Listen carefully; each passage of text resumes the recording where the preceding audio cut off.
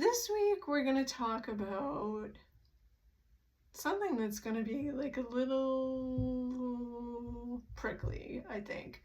And it's what happens when we put the focus on us as parents instead of on our children but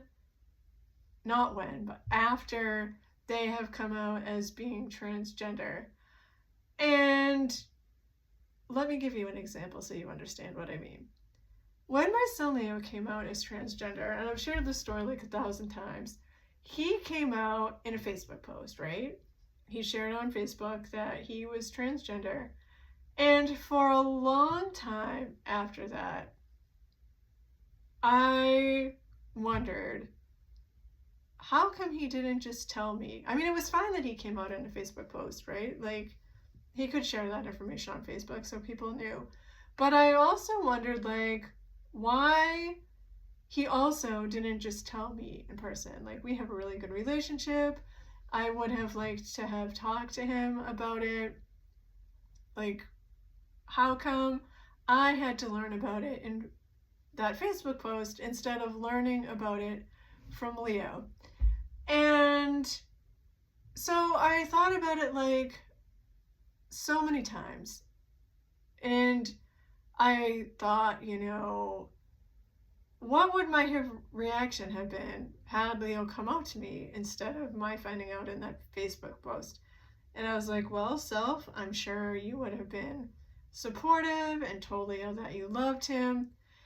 And here's the thing that finally made me realize why I think Leo didn't come out to me. And what brought it all together was that the day that I read that Facebook post, I was by myself at my computer.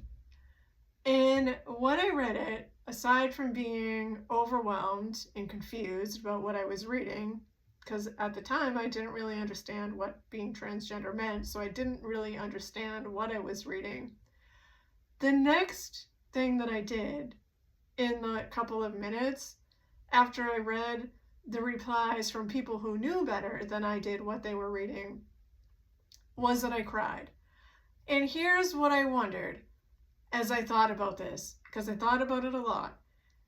I wondered, had I had that conversation with Leo in person, would I have been able to keep my emotions in check until after our conversation was over? And you can circle around that and think all the things you want and be like, oh, I'm sure I could have. I'm sure it would have been fine. I had no way of knowing that. I may or may not have been able to do that. And here's where I'm sure this is why Leo came out in that Facebook post.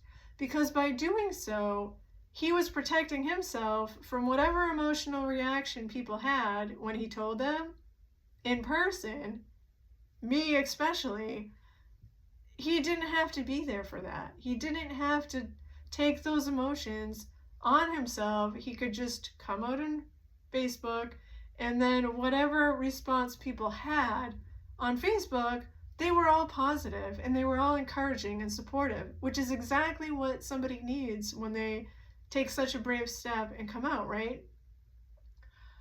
What I was doing while I was thinking about the fact that I didn't understand why Leo didn't tell me in person, which I thought about a lot, was I was focusing on me instead of focusing on Leo and why he did that and why we had that interaction was I was moving the focus where it didn't need to be, which was on me. Now I have to tell you, I thought about that question or some version of that question or some version of that scenario a lot. And it took me a long time to come to that understanding of why I thought Leo posted that post on Facebook instead of having a conversation with me. And I don't mean like a couple weeks or a couple months. I'm talking about a couple of years. And it took me even longer to understand about how I was putting that focus on myself. Like, he came out in 2016. It took me probably 2 more years to understand why he didn't have that conversation with me. And now it's 2023, and I'm just starting to have a better understanding of how I was focusing on me in the last couple of years instead of putting the focus on him. It's a process. Working through your child's coming out is an ongoing process for some people, for a lot of people, I'm betting, that doesn't just end with them coming out. And so, what I wanted to talk a little bit about today is how we kind of get stuck on things. And what we do is we ruminate about them, which is the thinking about it over and over again and rehashing what it could have been like, or how we would have done it different, or what about this, or how come that. And so, as I have thought about that scenario 1,000,000,000 different ways in the past couple years, until I stopped thinking about it because I realized that it wasn't about me, it was about Leo, and I needed to just let it go because he did what he needed to do, and it had nothing to do with me or my relationship with him. And then I was able to move forward from that and just let go of those questions. I shifted my focus off of myself. Now, you might have some questions about your child coming out as transgender that you were stuck on, and you're doing the same thing, and you're rehashing those questions over and over, or you're wondering about how come this thing, or how come that thing, or I wondered for a long time, how come I didn't know that my child was transgender? I mean, he came out when he was 18 and a half. For 18 and a half years, how did I not notice? Like, why weren't there signs that I saw? How did I not pick up on any of that for such a long time? What I realized was those were not productive questions that I was asking myself, because again, they were putting the focus on me and my experience of living with Leo, who knew that he was transgender from the time he was in middle school. But it wasn't about me.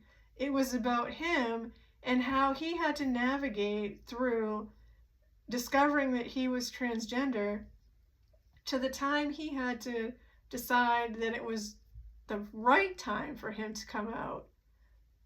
It had nothing to do with what I knew or didn't know or didn't pay attention to or couldn't have known or what. Nothing. None of that was about me. It was all about him. And so I just challenge you a little bit to think about questions that you're asking yourself. If they're keeping you stuck in a place that's not letting you be able to move forward in your journey as being the parent of a transgender child, and if those questions are centering you and focusing on you, or if somehow the questions aren't really about you and they're more about your child and how you can reframe them and how you can look at where your child fits into those questions and maybe see that they're really about them. And if you look at them differently, what you can discover about your child and their coming out and their experience, instead of thinking about you and how it impacts you. And let me tell you, it's a lot of hard work. And it's maybe not going to just come to you right away. And you're going to have to think about it a lot. And it's maybe going to be a little bit hard. But in the end, some of that questioning and some of those answers are worth your time to think about, because they let you be able to move forward from that stuck place and help you to keep going forward. And that's what we want to keep doing, is we want to keep moving forward, and we don't want to just be stuck in a place that just feels hard and heavy And like, are we just going to be here forever? Because this is not a good place. And nobody wants to be not in a good place. So I've already talked about this for too long. And thank you for hanging in here to the end. And if you have any thoughts or questions about this, feel free to drop them in the comments. Or if you don't want to share them out loud where other people can see them, you can always feel free to DM me or send me an email at beth@justplainbeth.com, and I'm happy to talk with you more about it. And we'll talk more again about it next week. I also have a post about this on my website, and you can click the link in my bio and select most recent blog post. I think that's what it says. And it will take you right there to the blog, and it's the first post on the page. Okay, bye.